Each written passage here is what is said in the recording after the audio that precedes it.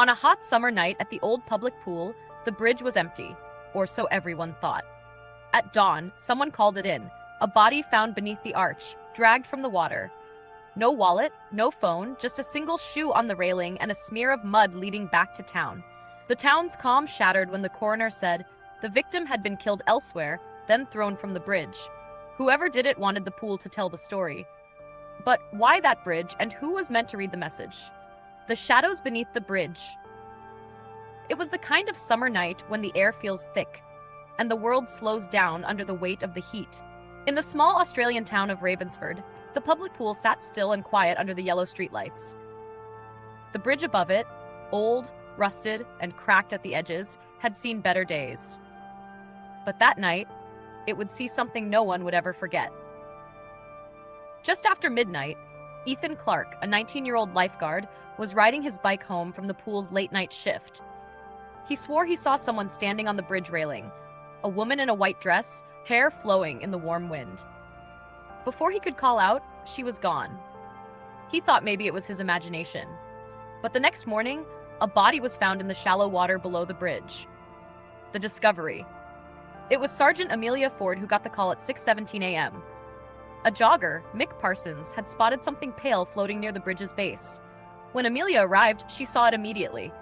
A woman, face down, tangled in weeds. "Pull her out," she ordered. The officers waded in. The water was barely waist-deep. They turned the body over.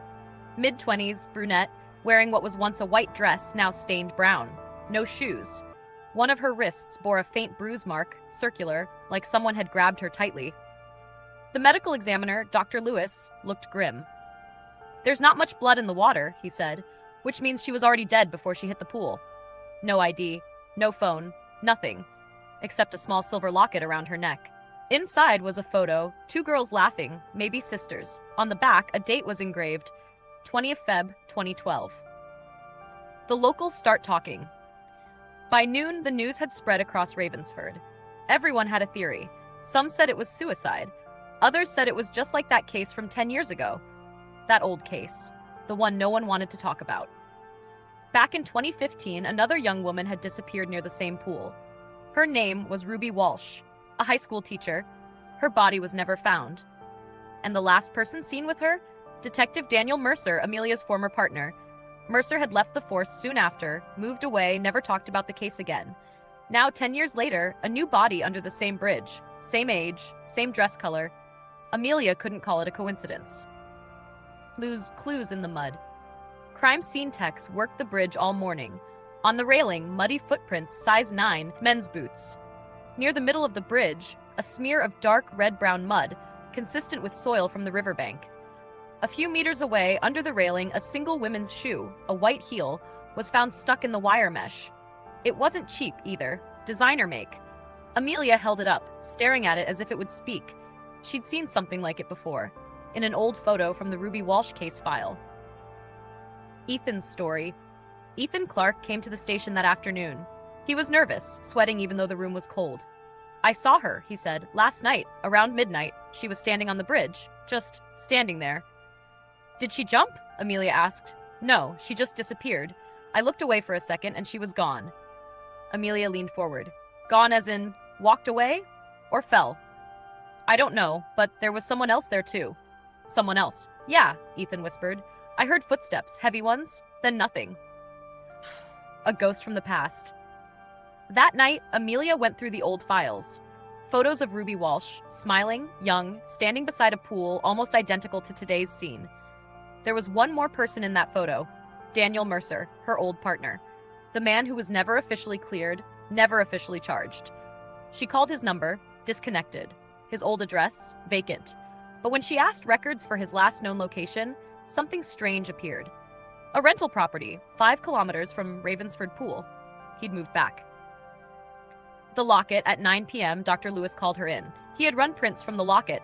They matched someone from a missing person report filed 2 days ago, he said. Lena Walsh.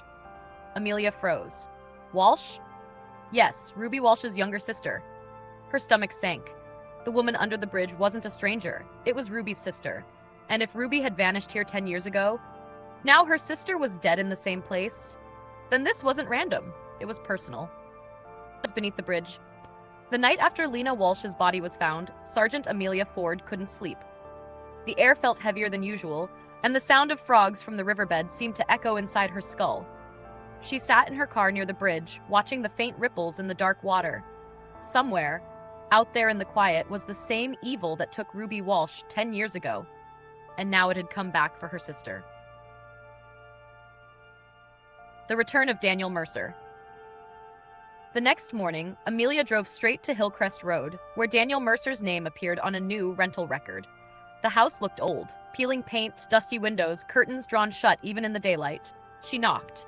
No answer. She knocked again, harder this time. Finally, the door opened.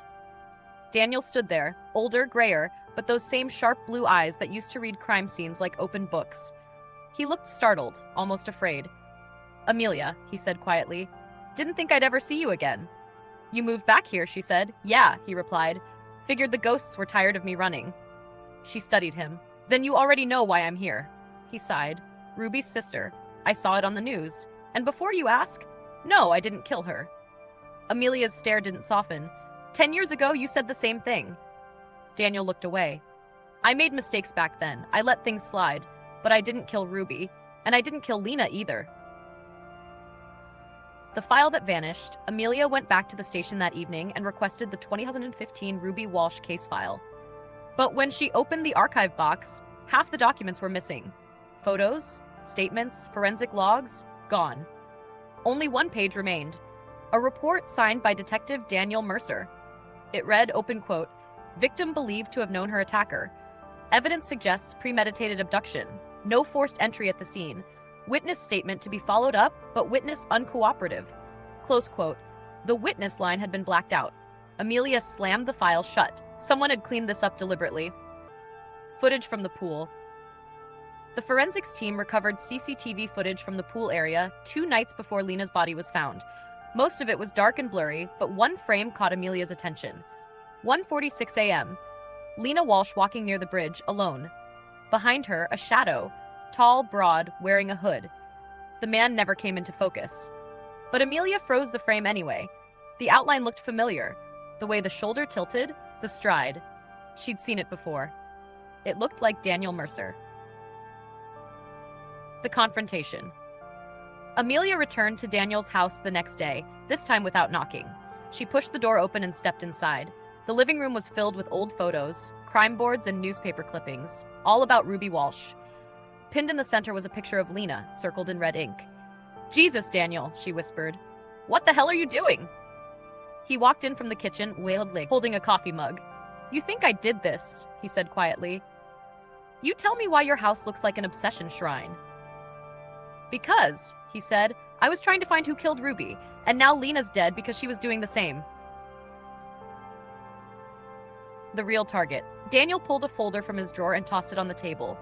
Inside were photos of a man, Mark Hensley, Ruby's former boss at the Ravensford primary school. He was fired for inappropriate behavior in 2014, Daniel said. Ruby filed a complaint against him. 2 weeks later, she vanished. Amelia's eyes widened. "And Lena?" "She reached out to me 3 weeks ago, said she found new evidence that proved Mark had been stalking Ruby before she disappeared. She wanted me to help reopen the case." Amelia's voice dropped. "And did you?" Daniel nodded. "I told her to leave it alone. I knew Hensley still lived around here. I didn't think he stopped. I didn't think he'd kill again." The search. By that afternoon, the police had a warrant for Mark Hensley's home. It was an old property near the industrial outskirts of Ravensford. Overgrown, quiet, a dog barking somewhere in the distance. They knocked. No answer. They entered. The smell hit them first. Bleach, metal, rot. In the basement, they found women's clothing, photos, and a small glass cabinet containing jewelry. Inside one drawer, a silver locket identical to Lena's, but older, rusted. Rubies. The truth comes out. Hensley was arrested that night at a petrol station 30 kilometers away. He didn't resist. When Amelia sat across from him in the interrogation room, he looked almost relieved. "You were never supposed to find her," he said softly. Amelia's fists clenched. "You killed both of them." He nodded. "Ruby wanted to ruin me. She thought she was smarter. Lena came poking around, and she wouldn't stop." Amelia's voice cracked. "You dumped them both at the same bridge." Why? Hensley smiled, a slow, cold smile. Because that's where I first met Ruby. That bridge was supposed to be ours. The end of the case. 2 days later, the media swarmed Ravensford. Pool bridge killer captured after 10 years. But for Amelia, there was no celebration, only silence. Daniel left town again for good this time.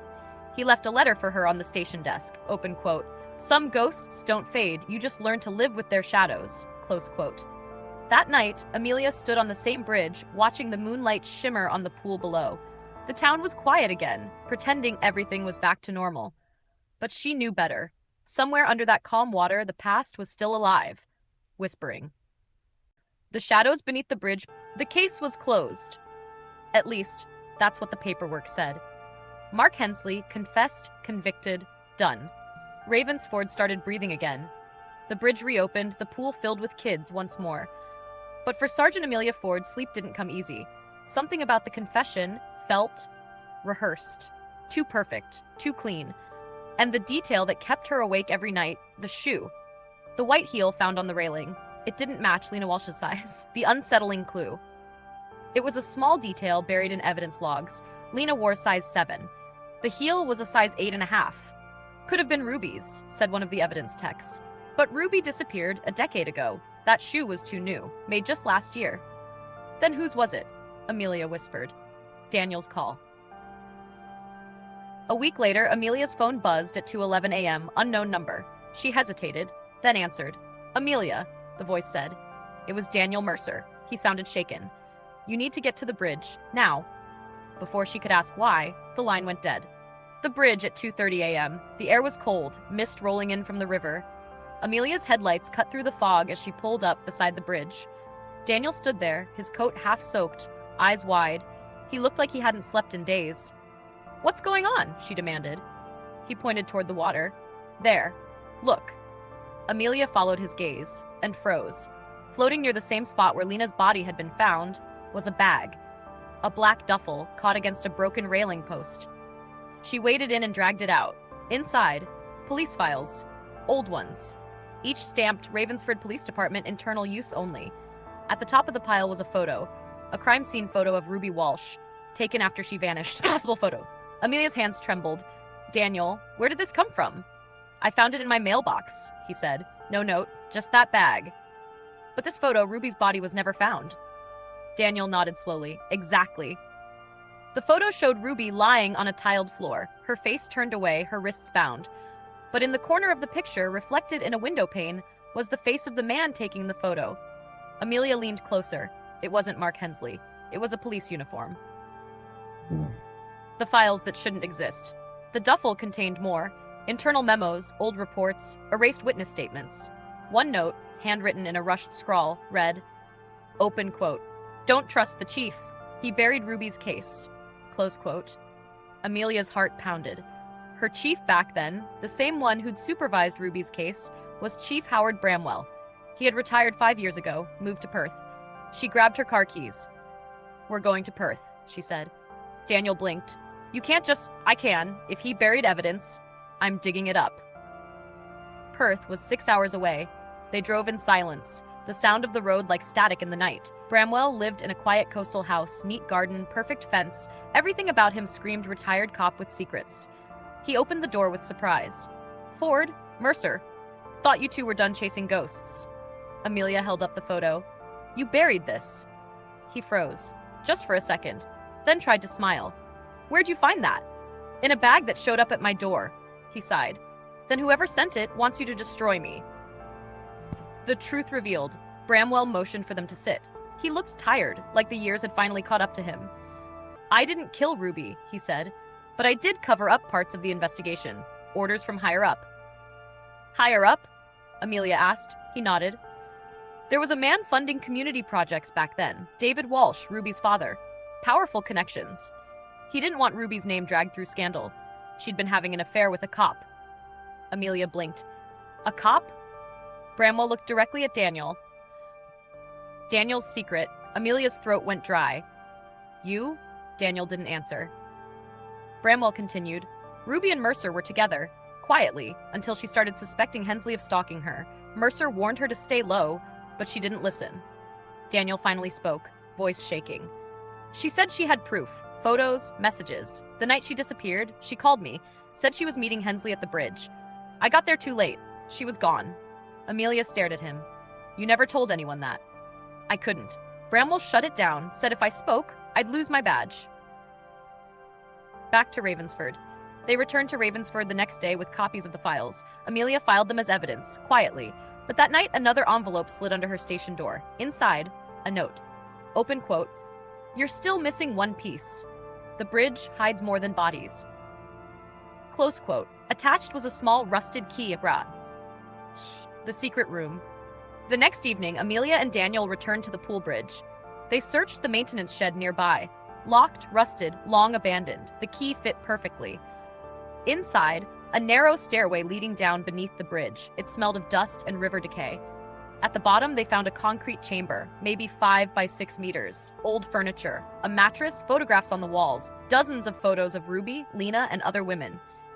And pinned to the wall, a badge. Police issue. The badge number. Amelia shone her flashlight. The badge number read 0475. Dr. Howard Bramwell. But Bramwell had claimed he never left Perth. At that moment, Daniel's phone buzzed. Unknown number. A text. Open quote. You should have stayed away from the bridge. Close quote. Then the sound. Footsteps above them. The final confrontation. Amelia drew her weapon. Who's there? A figure descended the stairs slowly, flashlight in hand. It was Chief Bramwell, gun raised. You couldn't leave it alone, he said. You had the killer. The town was calm. But you had to dig. Amelia's voice echoed. You killed Ruby, and Lena found out. He laughed bitterly. Ruby was going to ruin my career. She wasn't some saint. She played both of us, me and Mercer. Daniel stepped forward, furious. You murdered her. Bramwell shook his head. No, she slipped, hit her head. I panicked, dumped her body in the pool. Then Lena came sniffing 10 years later. He aimed his gun. And now, 2 shots cracked. 1 echoed. Then silence. When the dust settled, Bramwell lay bleeding on the floor. Daniel's gun smoked in his hand. He had fired first. Amelia called for backup. But as sirens wailed in the distance, she noticed something on the wall. A photo of herself taken from afar. Recent. Someone else had been watching all along. The shadows beneath the bridge. Sirens echoed across the quiet town of Ravensford as emergency lights painted the old bridge red and blue. Chief Bramwell was dead. But the case? It didn't feel finished. Sergeant Amelia Ford stood by the water's edge, watching the paramedics lift the body from the underground chamber. Daniel Mercer sat nearby, his hands shaking, gun still resting on his knee. He'd saved her life, but something about the look in his eyes told her the nightmare wasn't over. The hidden photo. The next morning, Amelia went back to the station. The evidence board was full. Ruby Walsh, Lena Walsh, Mark Hensley, Howard Bramwell. 4 names. 4 dead ends. But there was one thing that wouldn't stop echoing in her mind. That photo on the wall inside the hidden chamber. Her photo. Taken from a distance near her home. She checked the timestamp, printed on the corner, 5 days ago. Bramwell couldn't have taken it. He'd been in Perth until the day before, so who was watching her? A strange file. When Amelia opened her computer that morning, a new folder blinked on her desktop. It wasn't there the night before. It was labeled Bridge Watcher. Inside, security camera stills, each one showing her and Daniel at different times during the investigation, at the pool, at the bridge, even at her apartment. Then one final image, a live feed. Someone was watching her right now through a traffic camera overlooking the station. Her heart raced. She unplugged the monitor, pulled the cable out, and ran straight to Daniel's house. Daniel's confession. Daniel looked pale when he opened the door. He already knew. I got the same folder, he said. They're not just watching you, Amelia, they're watching both of us. He turned his laptop around, same photos, same timestamp. But there was one extra file, an audio clip. He played it. Open quote. You think the bridge took its last life? It's still hungry. You didn't solve it. You just buried the wrong man. Close quote. The voice was distorted, mechanical, but calm. Amelia's hands trembled. Someone's trying to make us doubt the case, she said. Daniel shook his head. No. Someone wants us back at that bridge. Return to the bridge. It was past midnight when they drove back. The fog had rolled in thick, blanketing the old pool in white mist. The bridge loomed above like a skeleton of rust and stone. Why do I feel like we're walking into a trap? Amelia muttered. Because we are, Daniel replied. They parked the car and climbed the steps to the bridge. Every sound, the creak of wood, the hum of insects, felt amplified. Then they saw it. A lantern, flickering near the middle of the bridge. Beside it, a small recorder, blinking red. The recording. Amelia pressed play. The same distorted voice came through the static. Open quote, "You found the chief, but you didn't find the watcher. I've been here since Ruby, since before her. The bridge doesn't kill, people do. I just make sure it remembers." Close quote. Then, silence. Daniel shone his torch around. There? At the far end of the bridge, a figure ran into the fog. They chased, footsteps pounding on the wooden planks. The figure jumped off the railing, into the trees below. They followed the trail down the embankment, where a small shed stood half hidden in vines. Inside the watcher's lair. The door creaked open. Inside, rows of monitors, old cameras, radios, and piles of labeled VHS tapes, each one marked with dates and names. Ruby, Feb 2015. Lena, July 2025. Amelia, now. On the central screen, a live feed showed the two of them, standing inside the shed. Someone was recording them. Daniel turned slowly toward the corner. A small lens blinked red, and above it, a speaker crackled. Open quote. "Welcome home, detective." Close quote. The face revealed. Suddenly, a photo slid out from a nearby printer, freshly printed. It was a still from a video feed, the same hidden chamber, the same night Bramwell was killed. But in the photo, another figure was visible in the shadows behind him, not Bramwell, not Amelia, not Daniel. It was Ethan Clark, the young lifeguard who claimed he saw Lena that night. Ethan's story unravels. They found Ethan 2 hours later, asleep in his small flat near the pool. When Amelia barged in, his face went white. "You said you saw Lena jump," she snapped. "Yeah. I mean, I saw her up there." "No, Ethan," Daniel cut in. "You didn't see her jump. You helped throw her." Ethan's eyes filled with tears. "She made me do it. She said she wanted to face her sister's killer.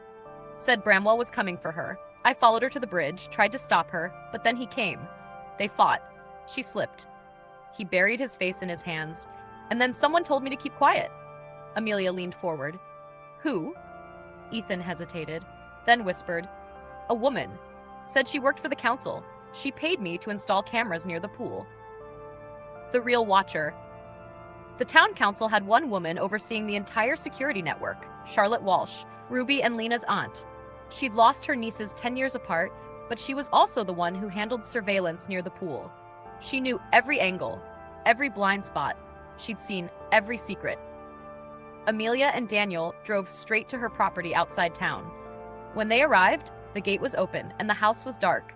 Inside, on a desk, dozens of monitors showed looping footage of the bridge, and on the largest screen, a live video of Amelia herself standing at the door. Then a voice behind her. "I told you, the bridge remembers everything." Charlotte stood there, calm, holding a revolver. Charlotte's truth. "You killed them," Amelia said. Charlotte shook her head. "No, I only made sure they were never forgotten.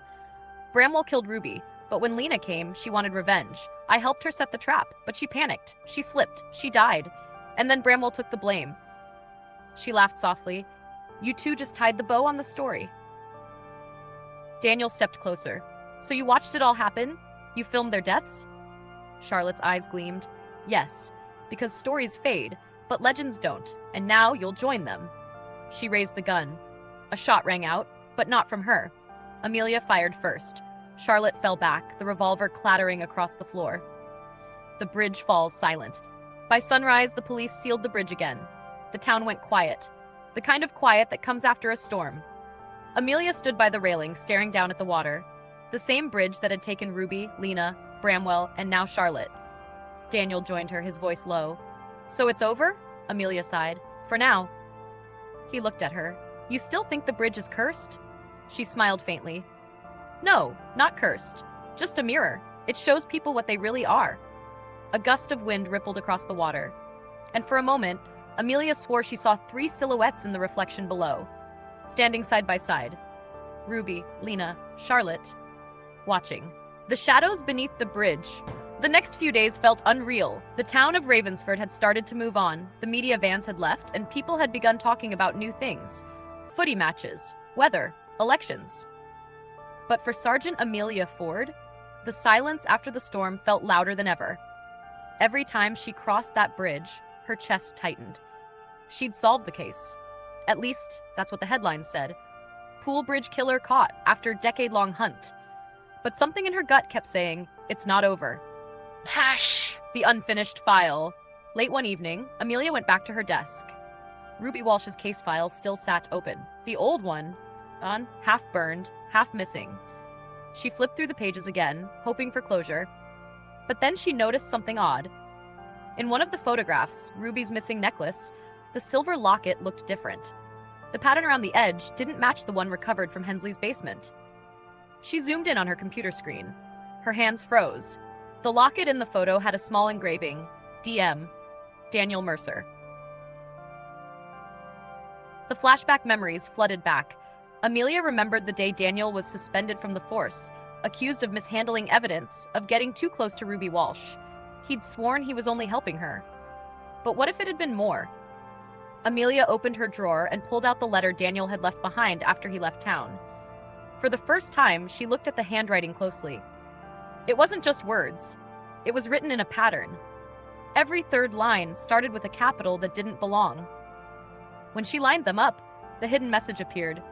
Open quote, she never left the bridge, close quote. Amelia's stomach dropped. The hidden room. That same night, she drove back to the bridge. Fog rolled off the river, thick and pale. The moonlight barely touched the water. Beneath the bridge, she found the old concrete walkway, cracked, moss-covered, slick with rain. And then she saw something she'd never noticed before, a rusted metal door, half hidden behind vines and graffiti. She forced it open. The hinges groaned. Inside was a small chamber, maybe once part of an old pump station, but it had been turned into something else, a hideout. On the wall hung dozens of photos. Ruby, Lena, Amelia, all taken from a distance. Her heartbeat thudded in her ears. Then she saw the newspaper clipping. Ex-detective Daniel Mercer cleared of charges. Pinned right next to it was a handwritten note. Open quote, the bridge remembers everything. Close quote. The voice in the dark. Amelia turned sharply when she heard footsteps. Her torchlight flickered. Daniel? She called out.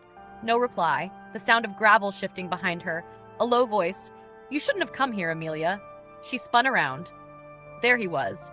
Daniel Mercer, standing in the shadows, holding a pistol loosely by his side. You killed Ruby, Amelia whispered. He smiled faintly. No, I tried to save her, but she didn't want to be saved. She trusted you, Amelia snapped. She loved me, Daniel said coldly. But then she told me she was leaving, said she'd expose what I did with the case files. I couldn't let her ruin everything. Amelia's voice trembled. And Lena? She came looking for her sister. She found me instead. The confession. Daniel's eyes glistened in the dim light. I never meant to kill Lena. She reminded me too much of Ruby. Same smile, same questions. I tried to scare her off, but she wouldn't stop. He stepped closer. You were supposed to believe Hensley did it. That's why I planted the locket there. Amelia's grip tightened on her weapon. Her voice was steady now. You manipulated the whole thing. You wanted closure. Your version of it. Daniel tilted his head. You don't understand. The bridge isn't cursed, Amelia. I am. He raised the gun. Amelia fired first. The shot echoed through the hollow chamber, bouncing off the concrete like thunder. Daniel staggered, then fell, right beside the water's edge. His gun slipped into the river, sinking quietly beneath the surface. The bridge falls silent. When the backup team arrived, Daniel was already gone. The coroner ruled it a justified shooting, but Amelia didn't feel relief, only a hollow ache that wouldn't go away. She stood on the bridge again at dawn. The river below was calm, glowing gold under the morning light. For a long moment, she just listened, to the silence, to the water, to the echoes of all the voices that would never fade. Then she whispered, open quote, the bridge remembers everything, close quote. She dropped Ruby's old case file into the river and watched it float away. Hack epilogue. Months later, the bridge was renovated, cleaned, repainted. Tourists passed by snapping photos. No one talked about the murders anymore. But sometimes, on cold nights, locals swear they see a figure standing by the railing, staring into the water. A man with blue eyes and a faint smile. And if you listen closely, you can still hear him whisper, open quote, she never left the bridge. The shadows beneath the bridge It had been 6 months since Daniel Mercer's death. Ravensford had gone quiet again. Too quiet. The newspapers moved on, the bridge reopened, and people finally stopped whispering about the pool murders. But Sergeant Amelia Ford still couldn't sleep. Every night she dreamt of water, dark, endless water, and the faint sound of a voice calling her name. Open quote, Amelia, you didn't finish it. Close quote. Hash, the letter that shouldn't exist. One rainy morning, Amelia received a brown envelope at the station. No sender, no address, just her name in shaky handwriting. Inside was a single sheet of paper, stained, wrinkled, written in Daniel Mercer's handwriting. Open quote, you shot me, but I'm still here. The bridge doesn't bury the truth, it keeps it. Close quote. Attached to the note was a photograph, a recent one. It showed the bridge taken from below, and standing by the edge was a figure that looked exactly like Daniel Mercer. Her pulse quickened. It couldn't be real. He was dead. She saw him fall. She shoved the photo into her desk drawer, but by nightfall, she drove back to the bridge anyway. Returned to the water. The wind was sharp, cutting across the steel rails. Amelia parked her car, stepped out, and stared down at the same dark river that had taken so many secrets. All right, Daniel, she whispered. You win. I'm here. The bridge creaked slightly in the cold. Then she heard it. Faint footsteps behind her. She turned, gun drawn. Nothing. Just fog. And then, through the mist, a shape. A man, standing by the railing on the opposite side. Daniel, she shouted. No reply. He simply turned, looked at her for a moment, and vanished. Amelia ran across the bridge, heart hammering, but the spot was empty. Only a wet footprint on the concrete remained, leading toward the stairs that went down beneath the bridge. Was the whisper beneath. She followed the sound of dripping water, torchlight trembling in her hand. Everything down there felt the same, the rusted metal door, the mossy walls. But the crime scene tape was gone. She entered the old pump chamber and froze. The photographs that had been taken down by forensics were back on the wall. But this time, there was a new one. Her photo, taken from her living room window just days ago. Amelia's breath caught. Someone had been inside her house. Then she heard a whisper, so close it felt like it brushed against her ear. Open quote, you took my place, Amelia. Close quote. The torch flickered. For a moment, the beam landed on the far corner where she saw something impossible. A body, half submerged in the shallow water. Male. Pale skin, bullet wound in the chest, Daniel Mercer. But when she blinked, it was gone. The reopened case. The next morning, Amelia reported the incident. Her superior, Chief Inspector Darrell Hunt, listened quietly. Ford, I think you need rest, he said. You've been through enough. But when Amelia showed him the letter, his expression changed. He pulled open his drawer, took out another envelope. Identical, same handwriting. Open quote, you didn't finish it either. Close quote. Amelia stared. You got one too? He nodded. Half the department did. The bridge takes another. 2 nights later, a young constable, Ethan Clark, disappeared during his patrol near the bridge. His radio was found floating downstream. No body, no struggle. When divers went down, they found only one thing, a police badge. Number 2489, Amelia's. She checked her uniform pocket that same night. Her badge was gone. The final descent. By now, Amelia had stopped questioning whether it was real, whether Daniel was haunting her or the bridge itself had come alive. She needed to end it, one way or another. So she went back, alone, one last time. The fog was thicker than ever, the sound of the river louder. She climbed down beneath the bridge again. Inside the chamber, the walls were covered now. Hundreds of photos, all new. Every officer who'd worked on the case, every civilian who'd come close to the truth. And right in the center, her own picture again. Fresh, like it had been taken that same day. Then she heard it. That same voice, calm, familiar. Open quote, the bridge keeps its shadows, Amelia. Close quote. Daniel, she whispered. Open quote, you thought killing me ended it. But the bridge doesn't forget its sacrifices. It just replaces them. Close quote. Her torchlight dimmed, and in that moment she saw her reflection in the dark water. Only it wasn't hers. It was Daniel's face, smiling back. The final whisper. A week later, police found Amelia's car parked near Ravensford Bridge. The engine was cold. Her gun and badge were missing. Locals said they heard a gunshot around midnight, followed by a splash, but no body was ever found. They sealed the bridge again, for the 3rd time in 10 years. And on quiet nights, when the river's calm and the fog rolls low, some swear they hear two voices whispering beneath the bridge, a man and a woman. Open quote. You didn't finish it. No. But now it's your turn. Close quote. The end.